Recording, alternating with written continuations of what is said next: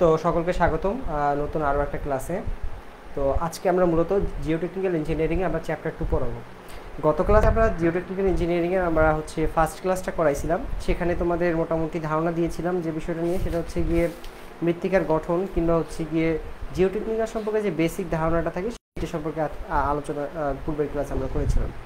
আজকের ক্লাসে কিছু আমরা অ্যাডভান্স জিনিসপত্র শিখবো, অর্থাৎ জিওটেকনিক্যাল ইঞ্জিনিয়ারিংয়ে যে সকল টার্মস বা যে সকল সূত্র আমাদের প্রয়োজন হয় সেগুলো নিয়ে মোটামুটি আমরা একটু আলোচনা করার চেষ্টা করবো আজকের এই ক্লাসে। ওকে, আচ্ছা।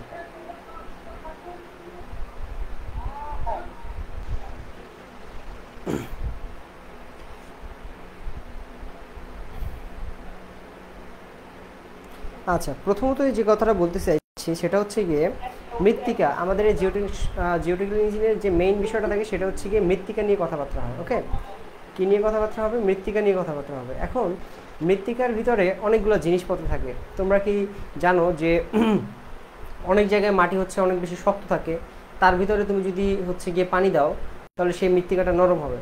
মৃত্তিকা আসলে অনেকটা তোমাদের পিঠা বানায় যে ডো তৈরি করো, ডো মানে হচ্ছে গিয়ে চালের গুঁড়া বা হচ্ছে আটার গুঁড়া, যখন এর ভিতরে তুমি পানি দাও তখন সেটা কি হচ্ছে গিয়ে সেটা কিছুটা নরম হয়ে যায় না?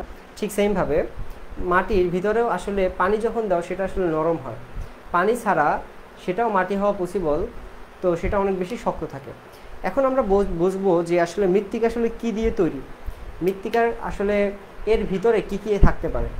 এটার ডেফিনেশন যদি জানতে চাও, যেমন ধরো যারা এগ্রিকালচার নিয়ে পড়াশোনা করে তাদের ডেফিনেশনটা এইভাবে রকম হবে যে মৃত্তিকা অনেকগুলো খনিজ উপাদান, পানি, এইগুলো নিয়ে গঠিত। কিন্তু তুমি অ্যাজ এ সিভিল ইঞ্জিনিয়ার তোমাকে মৃত্তিকার সংজ্ঞাটা যদি বলতে চাই, মৃত্তিকা মূলত তিনটা অংশ নিয়ে গঠিত। প্রথমত যে অংশটা থাকে সেটা হচ্ছে মূলত সলিড পার্ট। সলিড পার্টের ভিতরে খনিজ পদার্থ থাকতে পারে, মিনারেলস মানে খনিজ পদার্থ। তারপর আরও অনেক ধরনের অজৈব পদার্থ, জৈব পদার্থ থাকতে পারে, যেটাকে আমরা বলি মূলত হচ্ছে অর্গানিক ম্যাটেরিয়ালস কিংবা ইনঅর্গানিক ম্যাটেরিয়ালস থাকতে পারে। তাছাড়া একটা পার্ট আছে সেটাকে বলা হচ্ছে গিয়ে পানি বা ওয়াটার পার্ট থাকে, আর একটা থাকে সেটা হচ্ছে গিয়ে আমাদের বাতাস বা বায়ু। ওকে, এই তিনটা অংশ নিয়ে মূলত মাটি গঠিত। তো আমি যদি চিত্র আঁকি যে মাটির ভিতরে কী কী আছে সেটা আমি একটু তোমাদের আগে ফার্স্ট অফ অল দেখাই নিই, এরপরে বাকি বিষয়গুলো নিয়ে সম্পর্কে মোটামুটি আমরা পরবর্তীতে আলোচনা করব। আর পূর্বের ক্লাসে আশা করি তার তোমাদের কোনো সমস্যা নাই, যদি থাকে সেটা তোমরা বলতে পারো আর কি। ওকে, বলতে পারো। আচ্ছা, মাটির এটাকে বলে মাটির ত্রিমাত্রিক গঠন, অর্থাৎ মাটির 3 ফেজ ডায়াগ্রাম। এটাকে বলে মাটির ত্রিমাত্রিক গঠন বা 3 ফেজ ডায়াগ্রাম।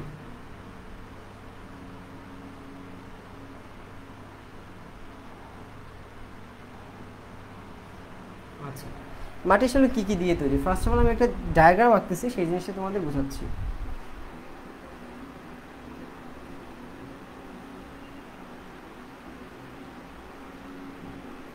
আচ্ছা, আমি একটু সুন্দর করেই আঁকি।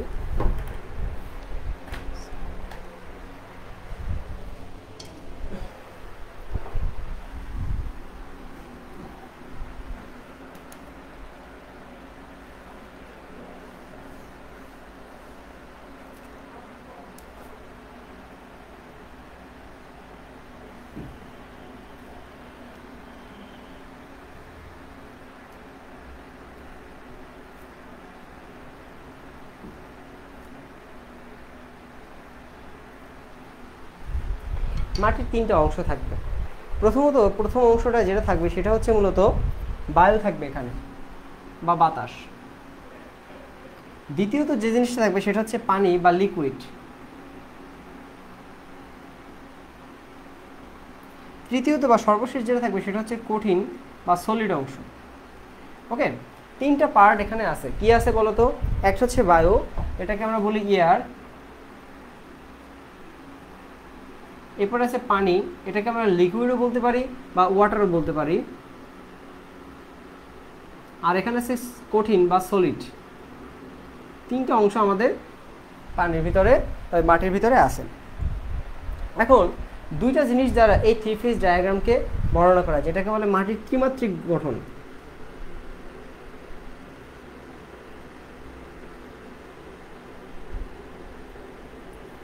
আচ্ছা আচ্ছা, তো ফার্স্ট অফ অল ত্রিমাত্রিক গঠনকে দুইটা কন্ডিশন দ্বারা ডিফাইন করা যায়। একটা হচ্ছে কি এর আয়তন, একটা হচ্ছে একটা এর আয়তন, একটা হচ্ছে এর ওয়েট। অর্থাৎ একটা মাটির ভিতরে কত পরিমাণ অর্থাৎ কত আয়তনের বায়ু আছে, একটা মাটির ভিতরে কত আয়তনের পানি আছে, একটা মাটির ভিতরে কত আয়তনের সলিড আছে। আবার একটা মাটির ভিতরে একটা নির্দিষ্ট আয়তন কিংবা একটা নির্দিষ্ট নমুনা মাটির ভিতরে কি পরিমাণ ওজনের বায়ু আছে, কি পরিমাণ ওজনের পানি আছে, কি পরিমাণ ওজনের কঠিন পদার্থ আছে। সাধারণভাবে আমরা বাতাসের যে ওজন সেটা অবশ্যই আছে, বাতাসের অবশ্যই ওজন আছে, কিন্তু এটা পানি এবং কঠিন পদার্থের সাপেক্ষে এই ওজনটার পরিমাণটা খুবই কম। যেহেতু এই পরিমাণটা খুবই কম, সেক্ষেত্রে এই ভ্যালুটাকে এই মাটির ত্রিমাত্রিক বৈশিষ্ট্যের ক্ষেত্রে অনেক সময় আমরা নেগলেজেবল ধরবো। নেগলেজেবল মিন্স শূন্য, অর্থাৎ অনেক সময় আমরা এই বায়ুর যে পরিমাণটা সেটাকে আমরা শূন্য ধরে নিব আমাদের হিসাবের সুবিধার জন্য। আশা করি তোমরা বিষয়টি বুঝতে পারছো। এখন আমরা বলছি প্রথমত কয়টা কন্ডিশন নিয়ে কথা বলবো, দুইটা। একটা হচ্ছে এর আয়তন, একটা হচ্ছে এর ওজন।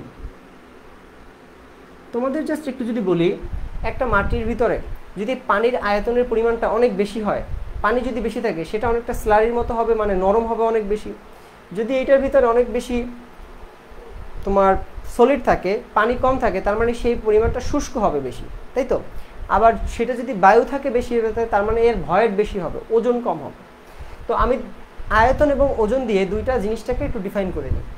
প্রথমত যে জিনিসটা আছে সেটা হচ্ছে গিয়ে তিনটা জিনিস থাকতে পারে এই লেভেল থেকে এই লেভেল পর্যন্ত। ওকে, আচ্ছা আচ্ছা। বায়ুর ক্ষেত্রে এটা যদি আমরা আয়তন বা ভলিউম চিন্তা করি, বা আয়তনের ক্ষেত্রে এই বায়ুর যে অংশটুকু সেটাকে আমরা বলি volume of air. Volume of কি? এয়ার। আবার পানির যে অংশটা থাকবে সেটাকে আমরা বলতে পারি ভলিউম অফ ওয়াটার। আবার কঠিন যে অংশটা থাকবে সেটাকে বলতে পারি ভলিউম অফ সলিড। তার মানে এইখানে কি কি আসতেছে বলো তো? ভি মানে হচ্ছে এখানে যদি বলি বাতাস বা বায়ুর আয়তন,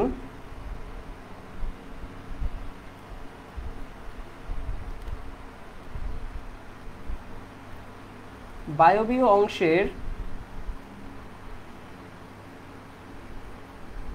আয়তন ভলিউম অফ এয়ার, আয়তন সমান কি হবে তাহলে? Volume of air. ঠিক সেইভাবে যদি আমরা বলি তরল বা জলীয় অংশের আয়তন,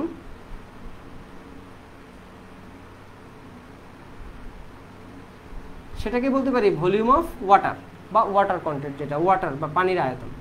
আর সর্বশেষ যেটা থাকে সেটা হচ্ছে গিয়ে কঠিন অংশের আয়তন বা সলিড অংশের আয়তন, সেটাকে বলতে পারি ভলিউম অফ সলিড। তার মানে তিনটা জিনিস বোঝা গেছে আয়তনের সাপেক্ষে। প্রথম বায়বীয় অংশ যেটা থাকবে সেটাকে আমরা ভলিউম অফ এয়ার বলবো, পানির যে আয়তন সেটাকে বলবো ভলিউম অফ ওয়াটার, কঠিন যে অংশের আয়তন সেটাকে বলবো ভলিউম অফ সলিড। তিনটা টার্মস এখানে বলা আছে। এখন তিনটা যোগফল অর্থাৎ মোট আয়তন যদি বলি, এখন মোট আয়তন, মোট আয়তন যদি আমরা ভি সমান বলি, তাহলে মোট আয়তন সমান কি বলা যায় বলো তো?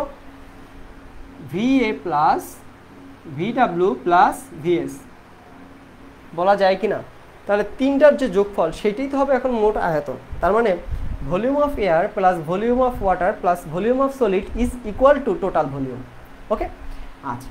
এখন এই জায়গায় আর একটা বিষয় আছে, সেটাকে বলে ভয়েড অংশের আয়তন। কি বলে? ভয়েড অংশের আয়তন। ভয়েড অংশের আয়তন আসলে কি বলতে বোঝায়? ভয়েড বলতে বোঝায় বায়ু এবং পানির যে এই দুইটা অংশ, সেই দুইটার সম্মিলিত রূপকেই বলা হয় ভয়েড। ভয়েড বলতে কি বোঝায়? বায়ু এবং ওয়াটার, পানি, এই দুইটার সম্মিলিত অংশকে বোঝা যায় কি? ভয়েড। তার মানে ভলিউম অফ ভয়েড সমান বলা যায় volume of air plus volume of water, দুইটা জিনিসের সমষ্টি। তাহলে কীরকম জিনিসটা আসে? ভয়েড অংশের আয়তন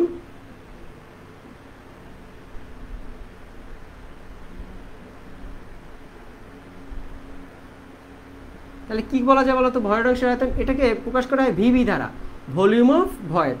ভলিউম অফ ভয়েড এটা সমান বলা যায় volume of air plus volume of water. তাহলে তোমরাই বলো, যেহেতু volume of air plus volume of water সমান আসলে ভলিউম অফ ভয়েড, তার মানে এইখানে এই দুইটার পরিবর্তে কি লিখতে পারি? Volume of void plus volume of solid লিখতে পারি। তার মানে দেখো মোট আয়তন ভি সমান বলা যায় volume of void plus volume of সলিডও বলা যেতে পারে। তাহলে এই কন্ডিশনগুলো হচ্ছে গিয়ে কিসের সাপেক্ষে বলতো? এটা হচ্ছে গিয়ে সম্পূর্ণ আয়তনের সাপেক্ষে। তো আমরা একটা কন্ডিশন আমরা তৈরি করলাম।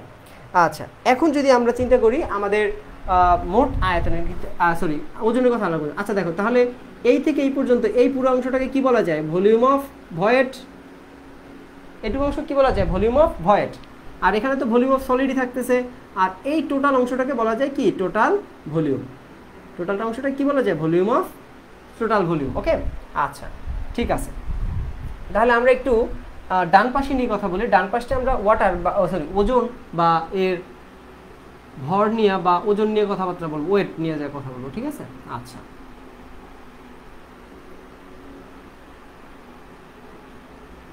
ওজন বা ওয়েট। ওকে, আচ্ছা তাহলে এইটুকু অংশের জন্য ওয়েট হবে কি বলতো?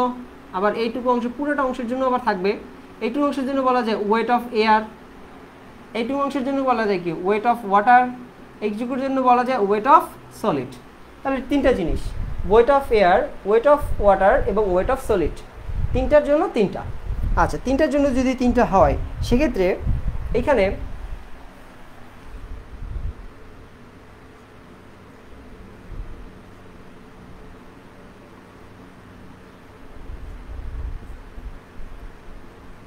এখানে বায়ু অংশের ওজন বা বাতাসের ওজন, বায়বীয় অংশের ওজন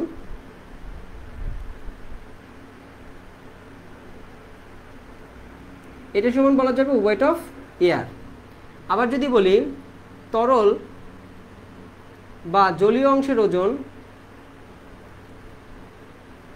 এটা বলা যায় কি? Weight of water.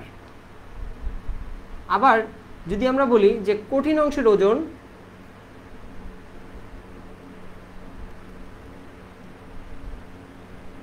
Weight of solid. সেই ক্ষেত্রে দেখা যায় যে ওয়েট অফ ওয়াটার অনেক সময় বেশি হয়, ওয়েট অফ সলিডও অনেক সময় বেশি হয়। দুইটা জিনিস সাধারণত বেশি কম হয়ে থাকে আর কি। ওকে, আচ্ছা তবে বায়বীয় অংশের ক্ষেত্রে সাধারণত এই ভ্যালুটা 0 ধরা হয়। কারণ তোমাদের আগেই বলছি বাতাসের পরিমাণটা আসলে খুবই নগণ্য। বাতাসের অবশ্যই ওজন আছে, কিন্তু সেইটার পরিমাণটা কি? খুবই নগণ্য। সেক্ষেত্রে অনেক কন্ডিশনে আমরা ওয়েট অফ এয়ারকে 0 ধরে কল্পনা করব, পরবর্তী সেটা আসবে। তার মানে এখানে যদি বলি যে ভয়েড অংশের ওজন, ভয়েড অংশের ওজন যেটা আসতেছে সেটা আসলে আলটিমেটলি 0ই হয়। তাহলে দেখো এখানে কি আসতেছে? মোট ওজন যদি চিন্তা করি, মোট ওজন ডাব্লু সমান হবে W A plus W W plus W S. তার মানে তিনটার যোগফল, এই টোটালটা হবে ডাব্লু এ, ডাব্লু ডাব্লু এবং ডাব্লু এস এর সমান হবে। তার মানে দেখো এটা আসতেছে। কিন্তু সাধারণভাবে এই ডাব্লু এ কে আমরা কী ধরে সাধারণত 0 দ্বারা কল্পনা করি। সেক্ষেত্রে ডাব্লু সমান অনেক সময় বলা যায় W W plus W S. এইটা হচ্ছে মোটামুটি কন্ডিশন। এখন এইখানে দেখো বিষয়টা, সেটা হচ্ছে ভয়েড অংশের যদি ওজনের কথা চিন্তা করো, এখানে কিন্তু বাতাসের কিন্তু ওজন থাকে না সাধারণত। তার মানে ভয়েড অংশের ওজন যে কথা আর পানির ওজন যে কথা, একই কথা বোঝা যায়, ঠিক আছে? ভয়েড অংশের ওজন যে কথা আর পানির যে পানির ওজন, মানে পানির যে ওজন, একই কথা এখানে বোঝা যায়। আচ্ছা, আশা করি তোমরা এটা বুঝতে পারছো এখানে। আচ্ছা, এখন আমরা একটা জিনিস কথা বলবো যে মাটি আসলে কয়ভাবে ফর্ম করতে পারে। মাটি আসলে 3 ভাবে ফর্ম করতে পারে। হয়তো বা 3টা জিনিসই আছে, বায়ু আছে, পানি আছে এবং সলিড অংশ আছে, 3টা জিনিসই আছে। তার মানে মাটি এখানে ফর্ম হওয়া পসিবল।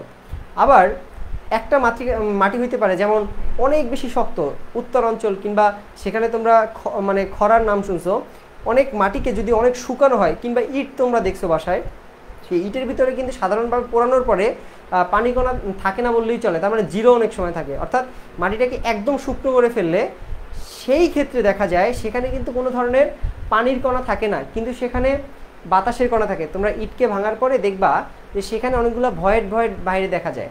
তার মানে দেখবা যে ইটের ক্ষেত্রে কিন্তু আমাদের কোনো ধরনের পানি নাই, সেক্ষেত্রে শুধুমাত্র বায়ু আছে, বাতাস আছে এবং কি আছে? কঠিন অংশ আছে। সেই ক্ষেত্রে এই জিনিসটা আসলে কী রকমের হয় দেখাই তোমাদের। তার মানে যদি শুষ্ক মৃত্তিক হয়, তার মানে যেখানে কোনো ধরনের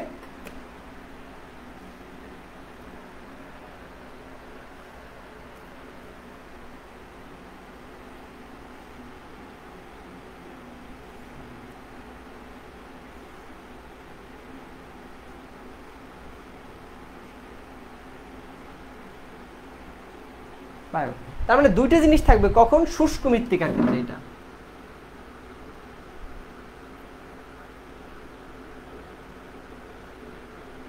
অর্থাৎ এখানে কোনো ধরনের কি নাই, ওয়াটার কন্টেন্ট নাই, মানে কোনো ধরনের পানির এর ভিতরে নাই। যদি এখানে না থাকে তাহলে দেখো এখানে কি কি জিনিস থাকে, দুইটি জিনিস থাকে, এখানে থাকে ভলিউম অফ এয়ার, এখানে থাকে ভলিউম অফ সলিড। তার মানে টোটাল ভলিউম তখন বলা যায় volume of air plus volume of solid. তার মানে শুষ্ক মৃত্তিকার ক্ষেত্রে দেখছো কি হয়, শুষ্ক মৃত্তিকার ক্ষেত্রে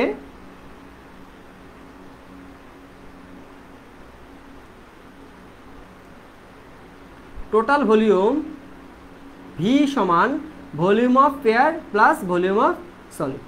তাহলে বোঝা গেছে।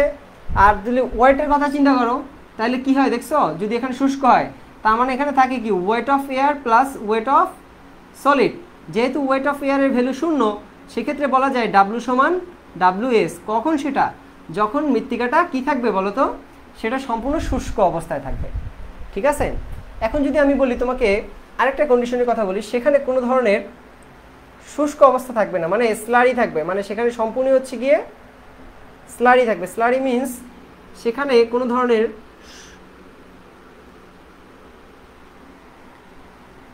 বাতাস থাকবে না।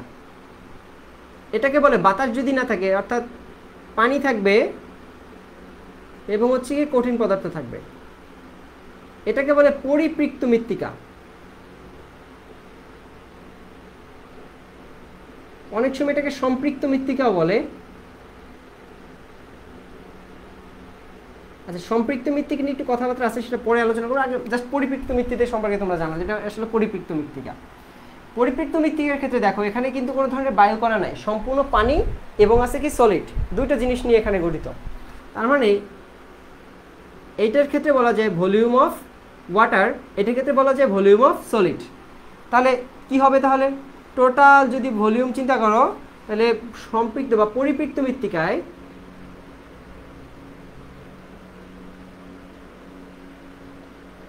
পরিপৃক্ত মৃত্তিকায় কি কি থাকতেছে, টোটাল ভলিউম সমান হচ্ছে volume of water plus volume of solid.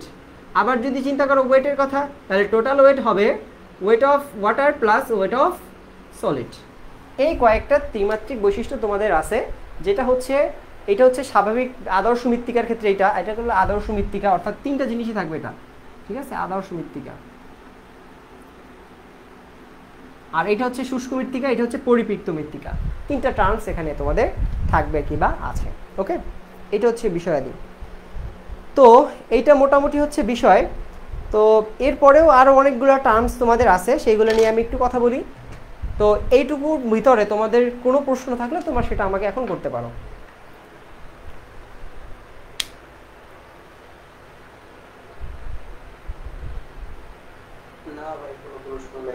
সবাই বুঝতে পারছো? হ্যাঁ, ঠিক আছে।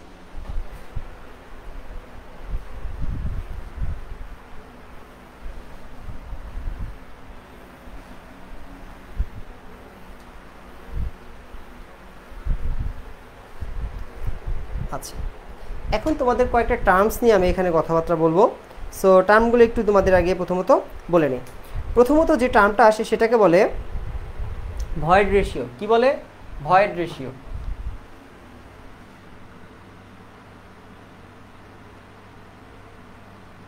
আমরা এটা কিছু প্রমাণ আছে, সেটা পরে আস্তে আস্তে জানবো।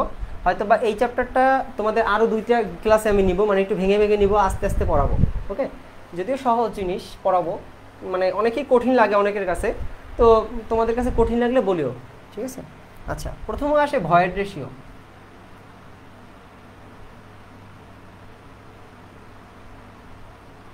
ভয়েড রেশিওকে আমাদের যে কি বলে, আমাদের যে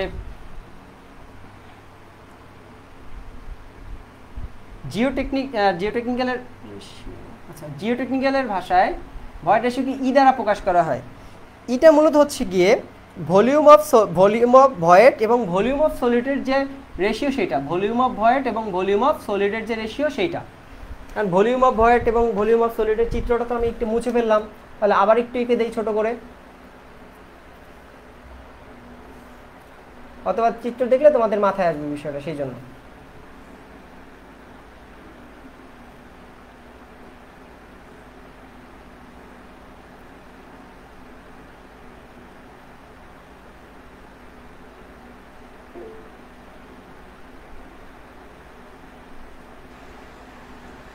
ঠিক আছে? আরিফ, আমি একটু শেষ করি, তারপরে তোমার উত্তরটা দিচ্ছি, আমি মনে রাখলাম। ওকে,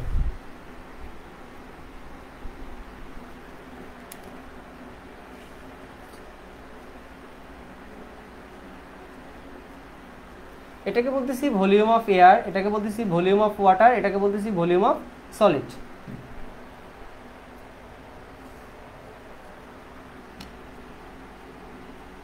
এটাকে বলতেছি weight of air, weight of solid, weight of water, এটাকে বলতেছি ওয়েট অফ সলিড। এই দুইটা সম্মিলিত বিষয়, অর্থাৎ ভলিউম অফ ওয়াটার এবং ভলিউম অফ এয়ার, এইটা সমান বলতে পারি ভলিউম অফ ভয়েড। আর এই টোটালটাই হচ্ছে টোটাল ভলিউম, টোটাল হচ্ছে ভলিউম। আর এখানে তিনটা বিষয় সম্মিলিত জিনিসপত্র, সেটাকে বলতেছি টোটাল ওয়েট। ঠিক আছে, টোটাল ওয়েট। দেখা যাচ্ছে না মনে হয়, তাই না? আচ্ছা, বুঝতে পারছি, সরি, দেখা যাচ্ছে না। আচ্ছা আচ্ছা, ঠিক আছে। টোটাল জিনিসটাকে বলতেছি ওয়েট, ঠিক আছে? আচ্ছা, আচ্ছা, ঠিক আছে, দেখা যাচ্ছে। আমি এখানে তোমাদের স্ক্রিনটা, আমার স্ক্রিনে একটু প্রবলেম হয়েছে। ঠিক আছে, ওকে, তাহলে তিনটা জিনিস হইলো। আচ্ছা, এখন যদি হয় তাহলে দেখো ভলিউম, ভয়েড রেশিও মানে কি? ভয়েড রেশিও বলতে বোঝায় ভলিউম অফ সলিডের সাপেক্ষে কি পরিমাণ তোমার ভলিউম অফ ভয়েড আছে, ভলিউম অফ সলিডের সাপেক্ষে কি পরিমাণ তোমার ভলিউম অফ ভয়েড আছে। এখন তোমাদের বলতেছি, তোমরা মনে রাখতে পারবা, কালকে গিয়ে আর মনে রাখতে পারবা না, মনে থাকবে না। ঠিক আছে, তো তোমাকে কাজটা কি হবে, সূত্রগুলো তোমার যে ক্লাস, তোমাদের রুম আছে না, রুমের যে টেবিল আছে, টেবিলের সামনে এই যে সূত্রগুলো আমি এখন দিব, সেইগুলো হচ্ছে সুন্দর মতো নোট করে রেখে দিবা। এটা শুধু এখনকার জন্য লাগবে না, চাকরি পরীক্ষায় মাস্ট একটা প্রশ্ন আসে এখান থেকে, এডমিশন টেস্টেও মাস্ট এখান থেকে একটা প্রশ্ন আসে। এই যেগুলো পড়াইতেছি এইগুলো এডমিশন টেস্টে পড়াই একটু বেশি, আর একটু লার্জ করে বা একটু বড় করে পড়াই, বেসিক সহকারে পড়াই। তোমাদের অত বেশি বেসিক লাগবে না, মানে অত বেশি লাগবে না, বেসিকটা জানলে, মানে শর্টকাট জানলেই হবে। ওকে, আচ্ছা, এটা কিন্তু সবসময় লাগবে, তো একটু সামনে টাঙাই রাখবা। তো এখন একটা জিনিস একটু মনে রাখবা, যে এইখানে যে ঘটনাটা ঘটে, সূক্ষ্ম দানার চেয়ে মানে স্থূল দানার চেয়ে সূক্ষ্ম দানার বেশি হয় আর কি। এখানে যদি আমি কন্ডিশনটা বলি এইভাবে, যে সূক্ষ্ম দানার, এটা তোমাদের কাজে লাগতে পারে, মানে বোঝার জন্য আর কি, পরে কাজে লাগবে, আমি তোমাদের বলতেছি। সূক্ষ্ম দানার হচ্ছে বেশি কার থেকে, স্থূল দানার থেকে। স্থূল দানা কি আর সূক্ষ্ম দানা কি সেটা তোমাদের গত ক্লাসে বলছি। স্থূল দানা বলতে বোঝায় যে 200 নং চালনী থেকে কোনো একটা ম্যাটেরিয়ালস যদি 50%-এর বেশি উচ্ছিষ্ট থাকে বা অবশিষ্ট থাকে, সেটাকে বলতেছিলাম স্থূল দানা। আর 200 নাম্বার চালনী থেকে যদি 50%-এর বেশি দানা চলে যায়, অর্থাৎ অবশিষ্ট না থাকে, সেটাকে বলতেছি সূক্ষ্ম দানা।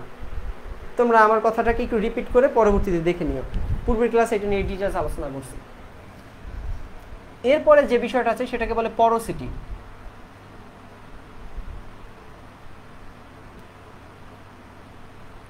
আচ্ছা, পরোসিটি, POROSITY, ওকে, পরোসিটি কি এন দ্বারা প্রকাশ করা হয়।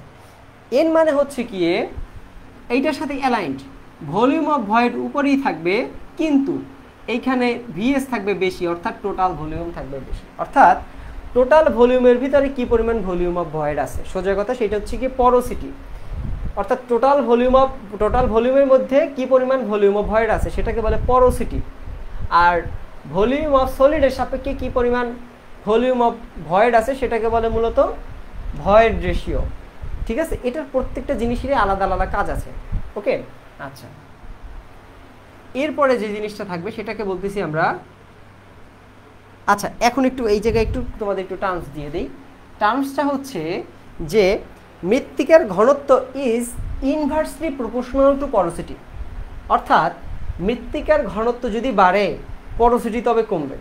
মৃত্তিকার ঘনত্ব কমলে পরোসিটি বাড়বে। অর্থাৎ ঘনত্ব অর্থাৎ density of soil is inversely proportional to porosity. Okay, মৃত্তিকার ঘনত্ব is inversely proportional to porosity. আবার এটার সাথে আর একটা কন্ডিশন আছে, সেটা হচ্ছে গিয়ে এই যে পরোসিটি আছে না আমাদের কাছে পরোসিটি, সেইটা ভয়েড রেশিওর সাথেও একটা কি আছে, অ্যালাইন আছে। কীরকম? মৃত্তিকার ঘনত্ব অন বাই পরোসিটি যেমন, অথবা বলা যায় অন বাই ভয়েড রেশিও, অর্থাৎ ভয়েড রেশিওর সাথেও মৃত্তিকার ঘনত্ব কি ইনভার্সলি প্রপোর্শনাল, বা void ratio, sorry one by void ratio.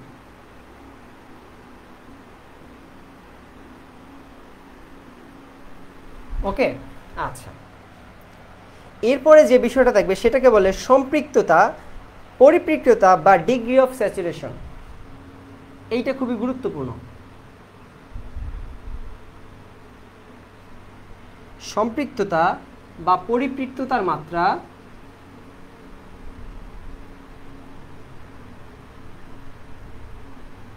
অর্থাৎ সম্পৃক্ততা যদি বলে যে কথা, পরিপৃক্ত বলাও একই কথা, একই জিনিস, বা এটাকে বলে ডিগ্রি অফ স্যাচুরেশন।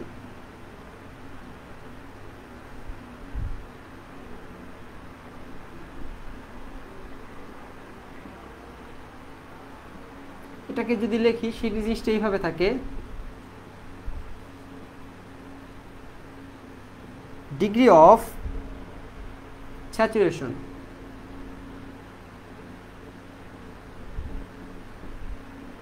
আচ্ছা, এইটা দ্বারা কি বোঝায় আসলে?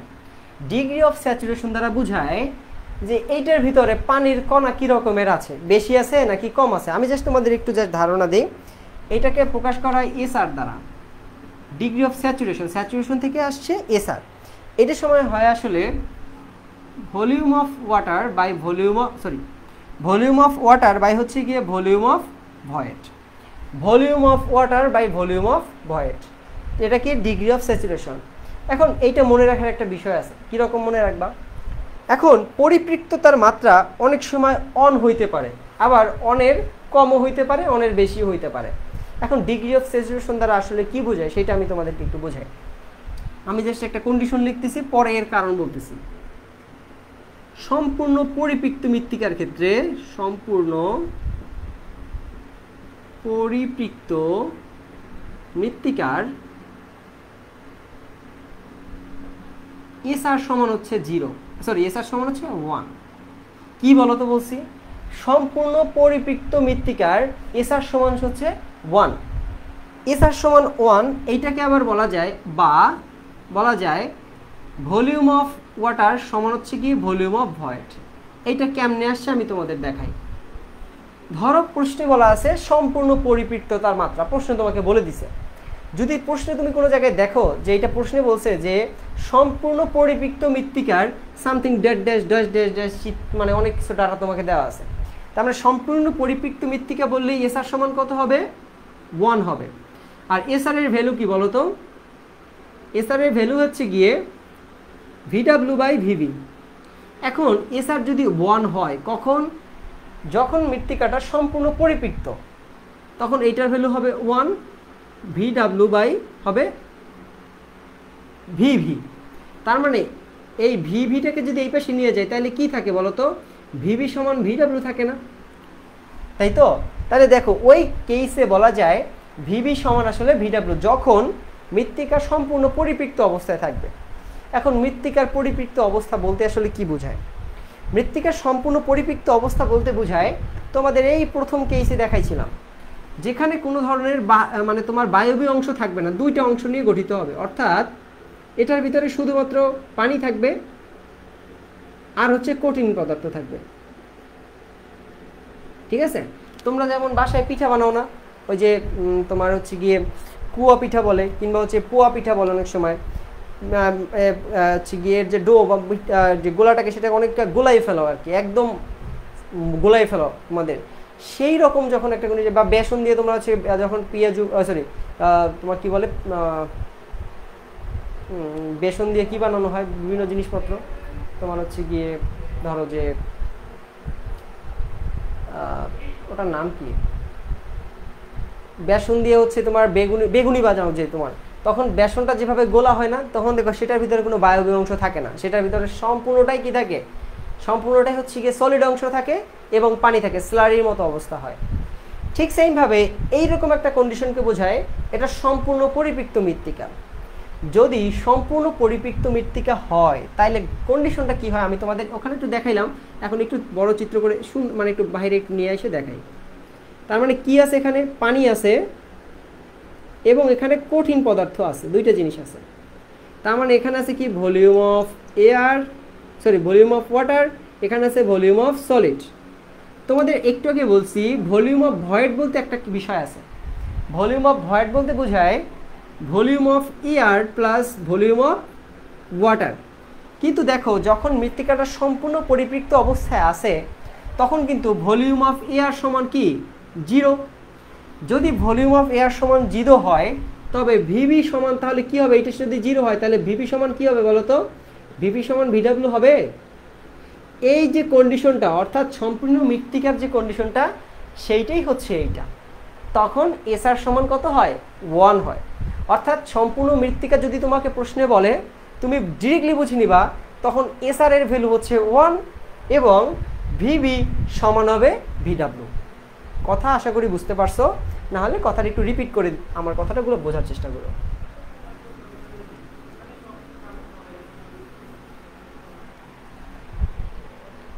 এরপরে কি আছে মূলত, এরপরে আছে হচ্ছে কি এয়ার ভয়েড।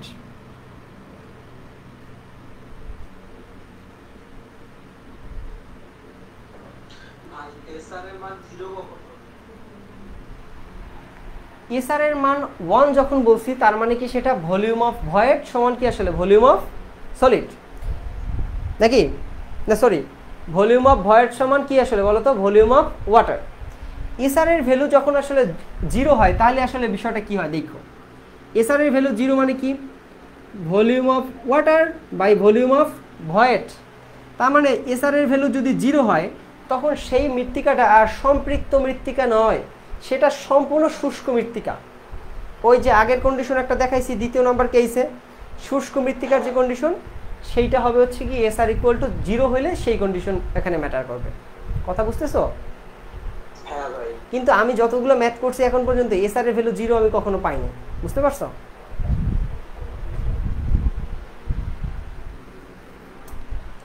এরপরে যে বিষয়টা থাকবে এয়ার ভয়েড। এয়ার ভয়েড আসলে একে প্রকাশ করা হয় এনএ দ্বারা। কি দ্বারা? এনএ। এন বলতে আসলে কি এটাকে তুমি এনই বলো সমস্যা নাই, এটা অনেক সময় বলা হয় আচ্ছা এনই ধরো সমস্যা নেই। এয়ার ভয়েড আমি একটু এটা এখন এটাকে তোমাদের দেখাচ্ছি, বোঝানোর চেষ্টা করতেছি। আমি তোমাদের শর্টকাট ট্রিক্স শিখাই দেবো একটু পরে, যাতে করে সূত্রগুলো মুখস্থ করতে তোমাদের সুবিধা হয়। এটা আমার ট্রিক্স, মানে আমি এইভাবে মনে রাখতাম। তোমাদের যদি আলাদাভাবে তোমরা ট্রিক্স মনে রাখতে চাও তোমাদের মতো করে সেটা তোমরা করতে পারো, বাট আমারটাও চাইলে তোমরা মনে রাখতে পারো, আমার এইভাবে মনে থাকে আর কি। এয়ার ভয়েড এনে এটা সমান হয় ultimately volume of air by total volume, অর্থাৎ টোটাল ভলিউমের ভিতরে কি পরিমাণ ভলিউম অফ এয়ার তোমার এর ভিতরে আছে। আচ্ছা একটু 1 মিনিট আমি জাস্ট একটু শিখে আসছি।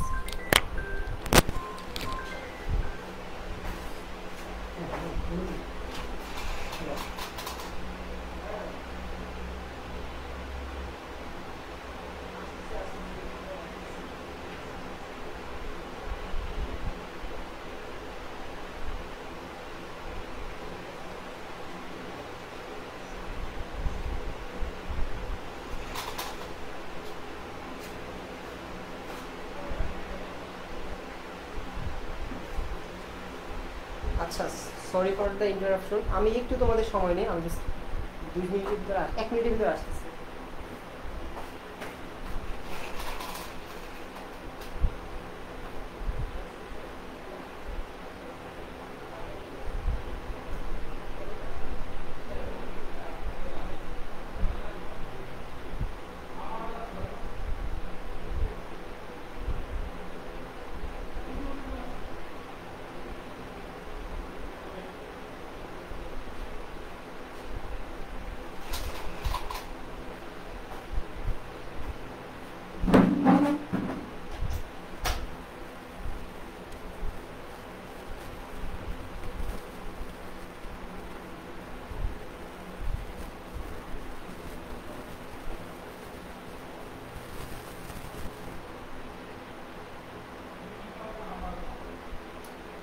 আচ্ছা, তাহলে কি পাইলাম আমরা এখানে? এয়ার ভয়েড এন এর সমান পাইছি আমরা ভিএ বাই ভি, অর্থাৎ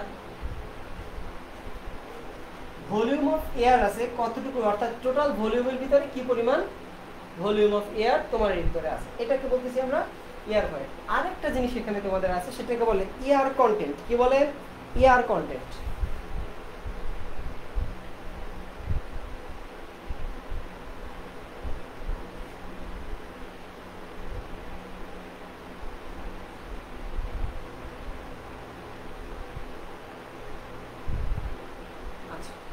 এয়ার কন্টেন্টকে বোঝানো হয় এয়ার কন্টেন্ট এসি দ্বারা। এসি সমান হয় মূলত volume of air by volume of void. দেখো এটা আসলে কার সাথে ম্যাচ করে মনে করে তোমাদের? দেখো ভলিউম অফ এয়ার আছে টোটাল ভলিউমের সাপেক্ষে কতটুকু, টোটাল ভলিউমের ভিতরে কতটুকু ভলিউম অফ এয়ার আছে সেটাকে বলে এয়ার ভয়েড। আর এখানে বলে এয়ার কন্টেন্ট, তার মানে ভলিউম অফ এয়ার আছে কতটুকু, অর্থাৎ ভলিউম অফ ভয়েডের ভিতরে কি পরিমাণ ভলিউম অফ এয়ার তোমাদের আছে। এই দুটো হচ্ছে কি এয়ার ভয়েড এবং এয়ার কন্টেন্টের পার্থক্য। তো এইটা তোমাদের অনেক সময় ভুলে যাও তোমরা, যে এয়ার ভয়েডের সূত্রটা অনেক সময় মনে থাকে না এবং এয়ার কন্টেন্টের সূত্র অনেক সময় গোলায় ফেলা হয়, মানে সূত্র অনেক সময় তোমরা, দুঃখিত তোমরা তো বলো না যে কথা ভালো ক্লিয়ারলি শোনা যাচ্ছে না, এটা আসলে একই রকমের গোলায় ফেলার সম্ভাবনা আছে। সেক্ষেত্রে আমরা এটার সাথে কি করতে পারি, একটা কম্বাইন্ড একটা সূত্র আমাদের কাছে আছে, এইটা হচ্ছে গিয়ে এন এ সমান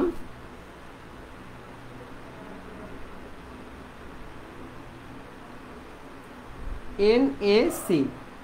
এখানে এন এ মানে কি বলতো? এয়ার ভয়েড সমান হবে এন মানে একটু আগে দেখে আসছি পরোসিটি, পরোসিটি ইন্টু এয়ার কন্টেন্ট। এর প্রমাণ আমাদের আছে সামনে, আমি করাবো নেক্সট ক্লাসগুলোতে, প্রমাণগুলো করাবো, এগুলোকে যে করাচ্ছি এগুলোর প্রমাণগুলো আমি সামনে করাই দেবো। তার মানে এয়ার কন্টেন্ট সমান বলা যায় কি আবার volume of air by volume of void, এটা আমরা বলতে পারি। এখন আরেকটা জিনিস আছে, সেটা হচ্ছে গিয়ে সম্পূর্ণ মৃত্তিকার একক ওজন বলতে একটা কথা আছে। মৃত্তিকার একক ওজন,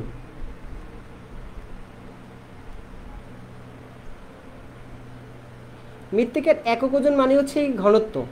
তোমরা পূর্বে পড়ে আসছো বস্তুর ভর এম সমান আসলে রোভি পড়ে আসছো, রো মানে হচ্ছে ঘনত্ব, ভি মানে হচ্ছে ভলিউম, আর এম মানে হচ্ছে ভর। সেক্ষেত্রে ঘনত্ব সমান ঘনত্ব, অর্থাৎ রো সমান কি হয় এম বাই ভি, এম মানে হচ্ছে ভর, ভি মানে হচ্ছে ভলিউম। ঠিক সেইভাবে মৃত্তিকার একক ওজন বলতে আসলে ঘনত্বটা কি বোঝানো হয়, এটাকে গামা দ্বারা বোঝানো হয়। গামা সমান হয় হচ্ছে total weight by volume. Weight by volume যেমন ঘনত্ব, একক ওজন বলতে একই জিনিস বোঝানো হয়। কিন্তু মৃত্তিকাটা যদি সম্পূর্ণ সম্পৃক্ত হয় কিংবা পরিপৃক্ত হয়, সেক্ষেত্রে যে জিনিসটা আসবে সেটাকে বলে স্যাট, ডাব্লিউ স্যাট আসবে, অর্থাৎ সম্পৃক্ত মৃত্তিকার ক্ষেত্রে।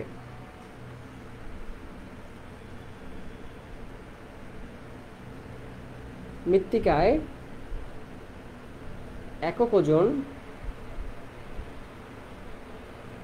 গামা স্যাট সমান হবে ডাব্লিউ স্যাট বাই ভি। তাহলে সম্পৃক্ত মৃত্তিকার ক্ষেত্রে কি হবে, ডাব্লিউ স্যাট সমান কি হবে, গামা স্যাট সমান কি হবে, ডাব্লিউ স্যাট বাই হচ্ছে গিয়ে ভি তোমাদের এখানে হবে। ওকে, আচ্ছা এখন কঠিন অংশের আপেক্ষিক গুরুত্ব। আপেক্ষিক গুরুত্ব বলতে আমরা এগুলো ফিজিক্সে পড়ে আসছি। আপেক্ষিক গুরুত্ব বলতে বোঝায় যে কোনো একটা বস্তুর ঘনত্ব পানির ঘনত্বের সাপেক্ষে কত গুণ। ধরো পারদের কথা যদি বলি, পারদের ঘনত্ব পানির ঘনত্বের তুলনায় 13.6 গুণ, তার মানে পারদের আপেক্ষিক গুরুত্ব হচ্ছে গিয়ে 13.6। ঠিক সেইভাবে যে কোনো বস্তুর ক্ষেত্রে আপেক্ষিক ঘনত্ব বলতে বোঝায় পানির ঘনত্বের সাপেক্ষে ওই বস্তুটা কত গুণ ঘনত্ব বেশি। তার মানে কঠিন অংশ, এখানে সলিড অংশ যে অংশটা থাকবে সেই অংশের আপেক্ষিক গুরুত্ব যদি বলতে চাই, কঠিন অংশের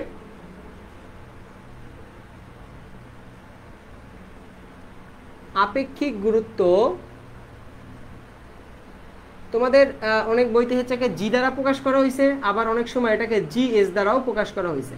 অর্থাৎ এটাকে বোঝায়, অর্থাৎ সলিড অংশের যে আপেক্ষিক গুরুত্ব সেইটা, এটা সমান হবে গামা অফ, এখানে যে সলিডটা থাকবে অর্থাৎ আমাদের যে এখানে বস্তুটা থাকবে সেই বস্তুটার কিন্তু আমরা আপেক্ষিক গুরুত্ব বের করতেছি, সেজন্য এখানে হবে gamma sat by gamma s sorry gamma ডাব্লু মানে কি পানির আপেক্ষিক ওজন, সরি পানির একক ওজন, পানির একক ওজন মানে পানির ঘনত্ব।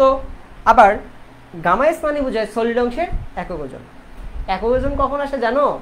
একক ওজন যখন আসে ওয়েট নিয়ে কাজ করি, আর যখন ঘনত্ব আসে তখন ভর নিয়ে কাজ করি। এটা আবার অন্য আলোচনা, এখন আপাতত এত কিছু দরকার নেই। তো এইটা হচ্ছে তোমাদের মোটামুটি বেসিক যে সূত্রগুলো মোটামুটি তোমাদের লাগবে সেইগুলো আর কি। তো এগুলো পরবর্তীতে আমাদের আরও হচ্ছে গিয়ে লাগবে, পরবর্তীতে আরও অনেক ডেফিনেশন সূত্র প্রমাণ এগুলো আমরা করব। এই পর্যন্ত অর্থাৎ এখন এই যে প্রমাণ সূত্রগুলো দেখলাম, এই সূত্রের ভিতরে কারো যদি কোনো প্রশ্ন থাকে সেটা তোমরা এখন করতে পারো। প্রশ্ন আছে কারো? ভাই এগুলা নিয়ে কোনো প্রশ্ন নাই, তবে আমি একটা জিনিস জানতে চাই আপনার কাছ থেকে। আচ্ছা বলো, দেখি পারি কিনা। বিষয়টা হচ্ছে ভাই, এই যে জিওটেকনিক্যাল ইঞ্জিনিয়ারিং বইটা তৃতীয় অধ্যায়ের মতো কি সবগুলো অধ্যায় এরকম করেই? বুঝি নাই, আবার বলো। মানে দ্বিতীয় অধ্যায়ের মতো, মানে চ্যাপ্টার 2 হ্যাঁ এর মতো কি সবগুলোই? চ্যাপ্টার তো মতো এরকম বলতে কিছু নাই, নতুন নতুন চ্যাপ্টার আসবে, নতুন নতুন বিষয়গুলো নিয়ে আলোচনা করা হবে, বুঝতে পারছো? মানে আমি বলতে চাচ্ছি যে এইরকম কি সবগুলো কঠিন হবে নাকি? কেন কঠিন লাগতেছে? না ভাই, একটু পেঁচানো লাগতেছে? আপনি তো সিম্পল ভাবে কিছুটা সূত্র দিলেন কয়েকটা, কিন্তু মনে করেন যে এগুলো তো আরো অনেক সূত্র আছে। তোমাদের এ নিয়ে টেনশন নাই, আমি যে সূত্র পড়াবো ওই সূত্রই পরীক্ষায় আসবে। তোমাদের ফার্দার কোনো টেনশন আছে তাইলে? না ভাই। তাহলে এত চিন্তা করতেছো কেন? আমি যেটা পড়াবো সেইটা শুধু নোট করবা, এইখান থেকে প্রশ্ন আসবে, আর তো কোনো কথা নেই আছে? না। তাহলে আর কি কথা? তাহলে তো আর কথা থাকলো না, কথা আছে? ভাই আমার প্রমাণগুলো কিন্তু একটু ঝামেলা আছে, মানে আমি কিসের প্রমাণ? এই যে এই অধ্যায়ে যে প্রমাণগুলো আছে না। আহা তুমি বুঝতেছো না কেন? তোমাকে প্রথম আমি বলছি না, আমি যেগুলো করাবো সেগুলো তুমি করবা, যদি না করতে পারো যেখান থেকে বুঝবে না সেটা আমাকে প্রশ্ন করবা। তোমাকে ফার্দার তো কিছু বলার দরকার নেই, আমি যেটা পড়াচ্ছি সেইটা পারতেছো কিনা সেটা জানার দরকার আছে, তাই তো? এটা পারবা কিনা, যেটা পড়াবো সেটা পারবা কিনা সেটা ব্যাটার। বইতে কি আছে সেটা তো দেখার বিষয় না, আছে বইতে তো অনেক কিছু পেঁচানো টাচানো দেওয়া থাকবে, সেগুলো তো দেখার বিষয় না। আমি যতটুকু পড়াবো সেইটুকু পারতেছো কিনা সেটা হচ্ছে ম্যাটার। আর এইগুলো আমি যেগুলো পড়াবো সেগুলোই পরীক্ষায় আসবে, বুঝছো? ওকে, টেনশন করার কিছু নাই। সাবজেক্টটা নিয়ে অনেকে চিন্তা করে আজকে যতটুকু পড়াইছি এতটুকু পর্যন্ত কঠিন আছে কিনা, এতটুকু পর্যন্ত সমস্যা আছে কিনা সেইটা বলো। না ভাই, এতটুকু পর্যন্ত ঠিকঠাক। ঠিক আছে, এতটুকু পর্যন্ত ঠিকঠাক থাকলে হবে, যেটা বুঝবো না আমার কাছে তখন খালি প্রশ্ন করবা। ওকে ওকে ভাই, ঠিক আছে। তো আজকে এই ক্লাসটা তোমরা হচ্ছে রিভিশন দিবা, ক্লাসে বাসায় এই রুমে গিয়ে রিভিশন দিবা, ঠিক আছে? আবার নেক্সট ক্লাসে আবার এটা কিছু প্রমাণ আছে সেগুলো আমরা করার চেষ্টা করবো নেক্সট ক্লাসে, ঠিক আছে? আচ্ছা ভাই, ভাই একটু সরেন তো, স্ক্রিনশট দিব। নাও স্ক্রিনশট নাও। ঠিক আছে ভাই, আল্লাহ হাফেজ। ঠিক আছে, ভালো থাকো, ধন্যবাদ সকলকে।